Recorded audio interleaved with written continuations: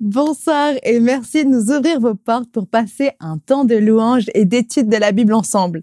On s'installe confortablement parce que Bon Sabbat chez vous, saison 6 commence maintenant.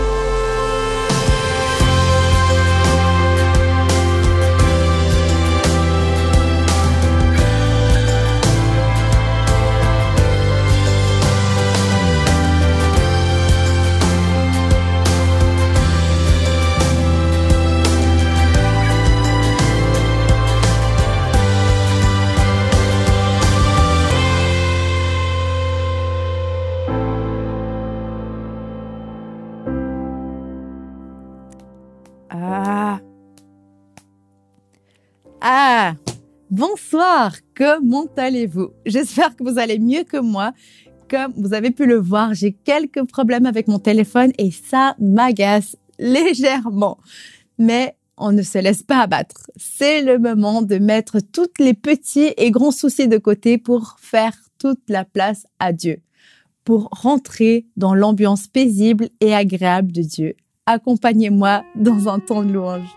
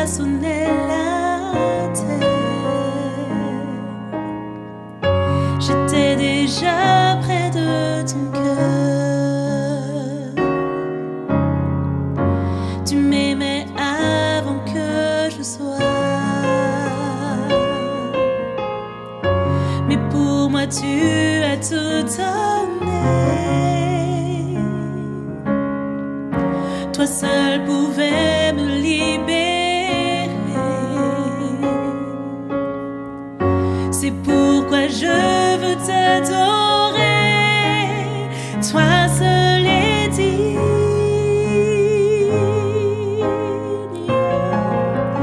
de recevoir louange et gloire pour l'éternité. Toi seul est digne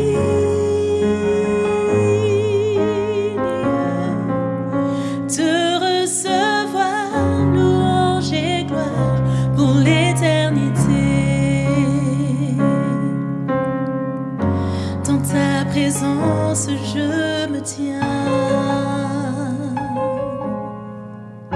car tu as ce dont j'ai besoin, la joie, la vie, le bonheur sont dans tes parvis, mon sauveur. Toi seul est digne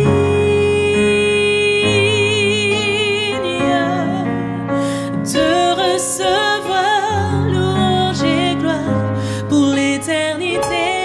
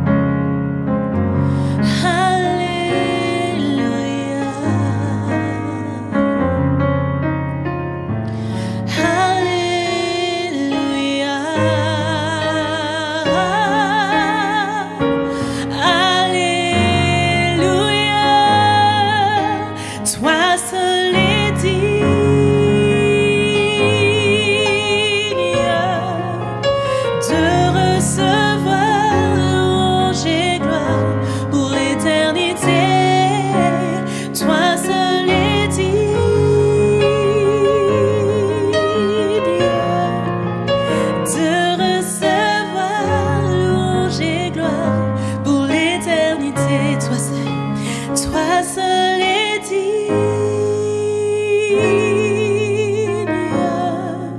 de recevoir louange et gloire pour l'éternité. Toi seul est digne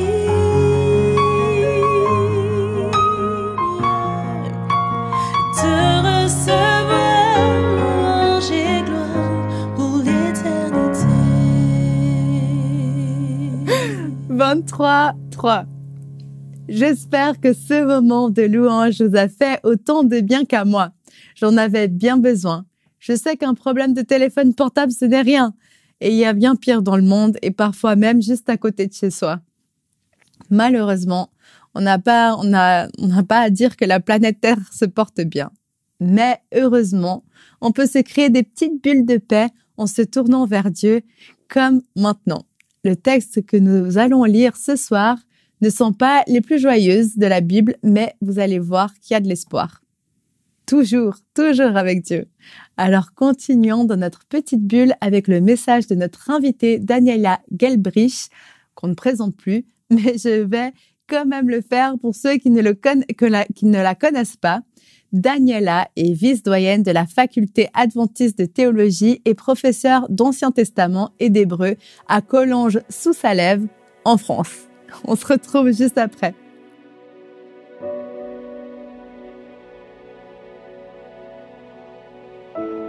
Je ne sais pas pour vous, à l'école, j'avais des matières que je trouvais plus difficiles que d'autres. Les sciences humaines ont toujours été assez faciles pour moi. En revanche, les maths étaient une matière qui m'a toujours semblé mystérieuse. Les calculs infinitésimaux restent pour moi un grand mystère que d'autres peuvent dévoiler aussi souvent qu'ils le souhaitent, mais que je n'ai pas forcément besoin de percer tous les jours. Il y a un prophète dans l'Ancien Testament qui est aussi mystérieux que les maths pour moi. Son texte est un défi. Le prophète dont je parle vit dans l'Antiquité, sur un autre continent, dans une autre culture, dans une autre époque, mais ces textes sont apparemment incohérents et morcelés. Et ce qui nous pose encore aujourd'hui de grands défis.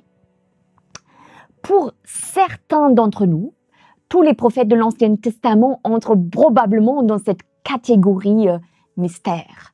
Mais je pense tout particulièrement au prophète Zacharie, dont je vais tirer 3 fragments de pensée que je trouve passionnants. Ce sont des bribes de texte, sortis de leur contexte et difficiles en quelque sorte. Zacharie vit après l'exil babylonien. Les Perses sont au pouvoir, il reçoit 8 visions qu'il couche sur papier dans la première partie de son livre. Chacune des 8 visions parle du plan de Dieu pour sauver l'humanité. Zacharie formule un nombre de ses déclarations sous une forme apocalyptique, avec de nombreuses images qui nous semblent mystérieuses et qui doivent être expliquées. Dans la deuxième grande partie de son livre, le temps change. Zacharie fait entrer sur la scène du texte des personnages anonymes qui doivent être clarifiés. Il met en relief des figures messianiques. Je vous donne un exemple. Au chapitre 9, le texte décrit un roi humble. Au chapitre 11, le texte parle d'un prophète berger. Au chapitre 12, un transpercé entre en scène. Au chapitre 13, un berger est frappé par l'épée. S'agit-il d'un seul et même personnage? Point d'interrogation. Voici les textes dont je parlerai ce soir. Textes qui font ressortir une personne étonnante. Premier texte de la liste. Zacharie 12, les versets 9 à 10. Attention, un texte assez codé et mystérieux. Je cite.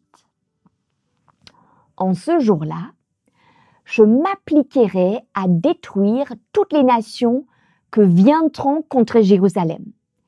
Alors, je répandrai sur la maison de David et sur les habitants de Jérusalem un souffle de grâce et de supplication. Et ils tourneront les regards vers moi, celui qu'ils ont transpercé. Ils se lamenteront sur lui comme on se lamente sur un fils unique. Ils pleureront amèrement sur lui, aussi amèrement que sur un premier-né. Le je qui parle dans ce texte met l'accent sur le fait que toute la maison de David et tous les habitants de Jérusalem se tournent vers lui. Mais vers qui? Vers celui qu'ils ont transpercé. Donc le je qui parle est puissant car il peut protéger la maison de David et Jérusalem. D'un côté, le je qui parle ici dans le texte est puissant. De l'autre côté, le je qui parle est vulnérable, transpercé, à la merci des humains en quelque sorte. Mais qui a transpercé? C'est lui que le texte fait ressortir. Il a été transpercé par la maison de David et les habitants de Jérusalem. Savourez le parallélisme qui est mis en relief. Ils se lamenteront sur lui, sur le transpercé que l'auteur mentionne maintenant à la troisième personne du singulier, le je disparaît, comme on se lamente sur un fils unique. Cette idée est répétée, d'où parallélisme. Elle est profondément significative. Ils pleureront amèrement sur lui, aussi amèrement que sur un premier-né. Le fils unique et le premier-né, en parallélisme. Le Nouveau Testament raconte l'histoire d'un homme transpercé, suspendu à une croix. Les habitants de Jérusalem et ceux qui restent de la maison de David, maison dont le transpercé est lui-même issu, veulent le crucifier à tout prix. Dans le Nouveau Testament, cet homme transpercé est appelé fils unique et premier-né.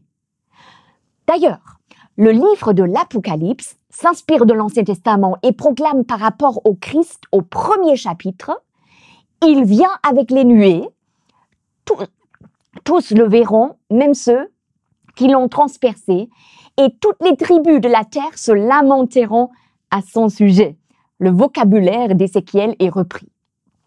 Jésus, le Fils unique, le premier-né de toute la création, est transpercé par son propre peuple. Il est le grand je qui parle à la famille humaine pour renouer le contact avec elle, pour la sauver du désespoir provoqué par le mal. Malgré tout ce les humains font subir à celui qui est transpercé, le je qui est transpercé est lié au souffle de grâce et au souffle de supplication. La réalité de la grâce et la possibilité d'être entendu et pardonné sont à la portée de la famille humaine. Nous pouvons tourner nos regards sur lui. Nous pouvons voir celui qui a été transpercé pour nos fautes, pour nos faiblesses, pour nous donner un avenir. Quel que soit notre passé ou la complexité de notre vie actuelle, nous pouvons tourner notre regard vers celui qui a été transpercé pour nous. Il désire nous faire grâce. Il désire nous écouter. Il désire nous pardonner. La grâce est à notre portée et elle transforme. C'est précisément ce que le deuxième texte que j'aimerais aborder met en scène. Il s'agit de Zacharie 13, verset 1. Je cite. En ce jour-là, une source sera ouverte pour la maison de David et les habitants de Jérusalem, pour le péché et la souillure. La maison de David et les habitants de Jérusalem sont mis en relation avec le péché et la souillure. Le mal souille l'être humain. Il l'entame. Il le prive de sa dignité et de sa liberté. Il détruit l'amour. Le mal est comme un petit virus qui chamboule tout. Il a atteint le cœur humain et il déstabilise tout. La vie intérieure de nous tous est ambivalente. On y trouve du bon, mais aussi du mauvais. Nous sommes tiraillés intérieurement entre nos aspirations à l'amour, à la justice, à la liberté et la dure réalité dans laquelle nous vivons. Le mal nous souille Et combien de gens vivent avec la honte et la culpabilité, se sentent souillés ou sales. Et nous devons, en quelque sorte, constamment réprimer la honte ou la culpabilité. Nous devons nous cacher sous des masques qui cachent nos souillures. Selon Zacharie et tous les prophètes d'ailleurs, le mal ou le péché n'a pas le dernier mot. Il y a une source pour le péché et la souillure. Une image qui parle. L'eau purifie. Une source fait couler de l'eau. Un Dieu qui souhaite nous purifier de toute souillure. Un Dieu qui prend le temps de s'occuper de chacun d'entre nous pour nous restaurer à notre vraie dignité humaine. Une source sera ouverte. Quelqu'un doit l'ouvrir. Et cette source continue de jaillir aujourd'hui.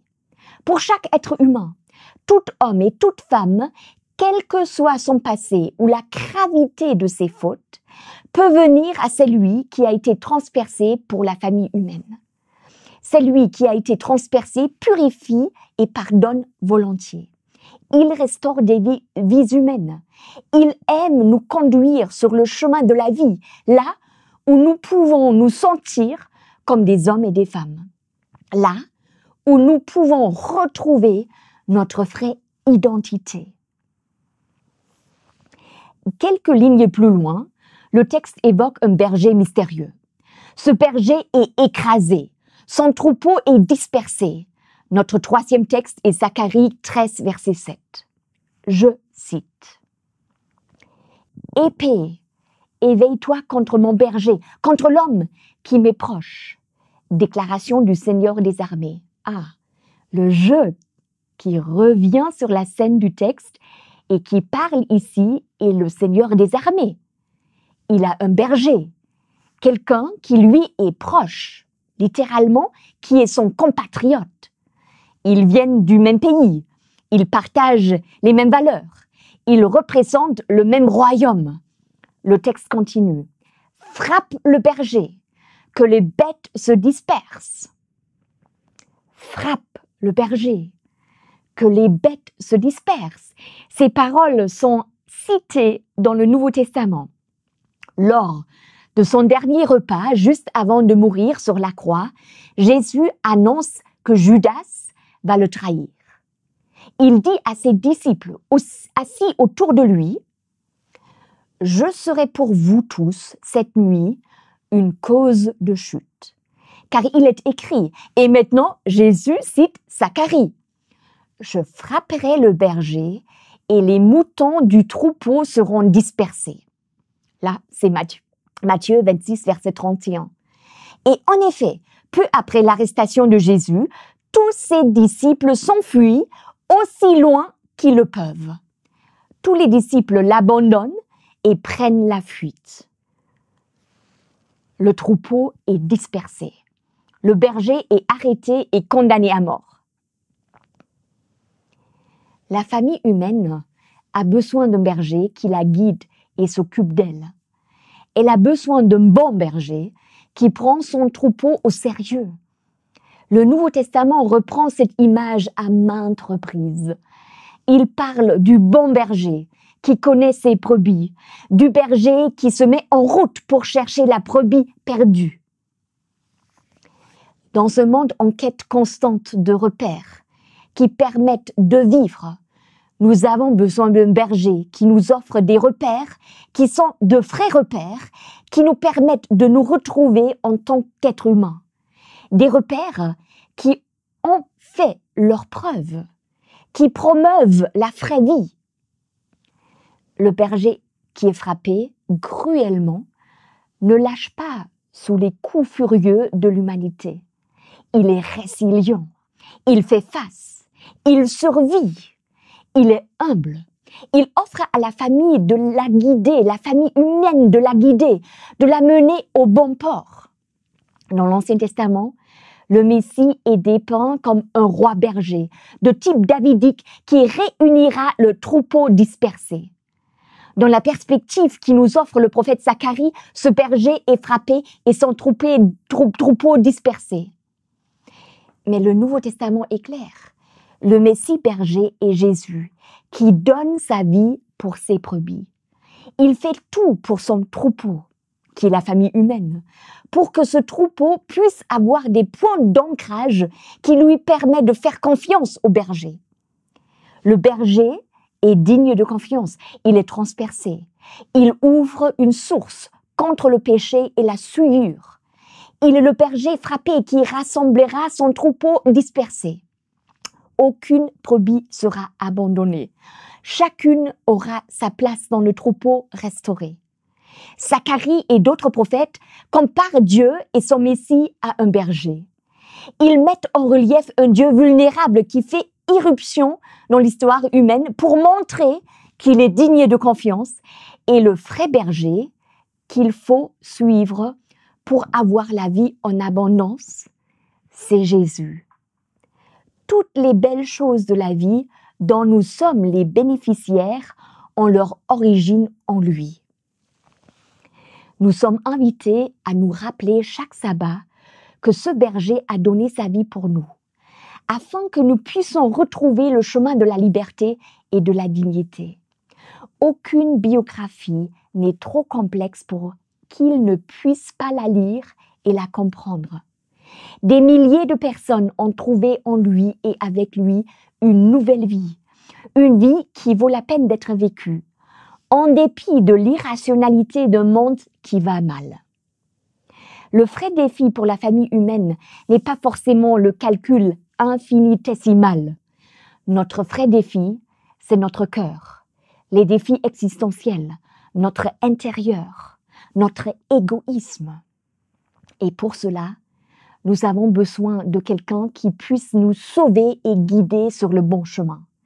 Et il y a quelqu'un qui est profondément et authentiquement capable de nous sauver. Le Messie berger Jésus dont parle déjà Zacharie. Bon sabbat chez vous.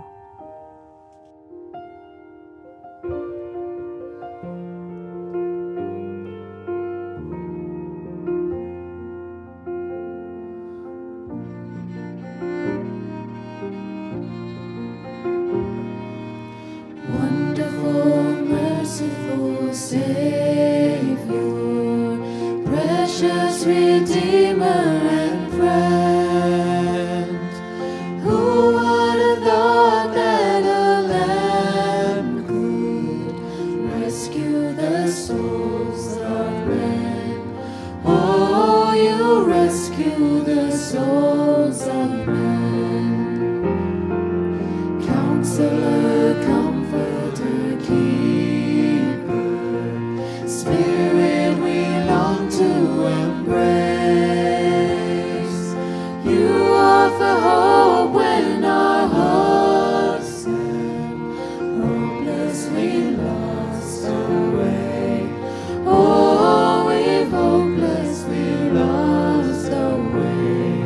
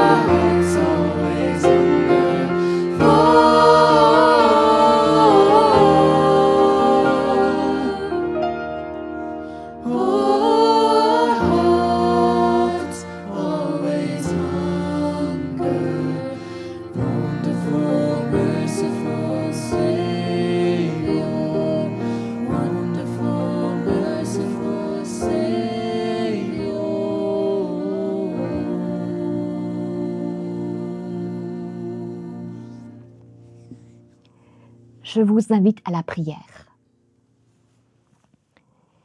Seigneur, merci pour qui tu es. Merci pour tous les prophètes qui nous ont parlé de toi, de ton Messie, de qui tu es. Humble, mais tout puissant en même temps. Vulnérable, mais capable de sauver la famille humaine entière. Merci pour cette nouvelle perspective que tu nous présentes, d'être renouvelé à l'intérieur. Et ce qui est le vrai miracle, le miracle par excellence, c'est le cœur changé. C'est ce nouveau cœur qui respire l'amour, qui est renouvelé selon toi. Merci pour tout cela. Merci pour ton amitié. Merci pour tout le repère que tu nous révèles, qui nous permettent de cheminer, de grandir et de redevenir les êtres humains que tu voulais au début. Merci pour tout cela, au nom de Jésus-Christ. Amen. Comme je le disais plus tôt, avec Dieu, il y a toujours de l'espoir. Et la mission de notre chaîne YouTube, c'est justement de transmettre cet espoir à tous ceux qui ne l'ont pas ou plus. D'où le nom de notre centre Espoir Média.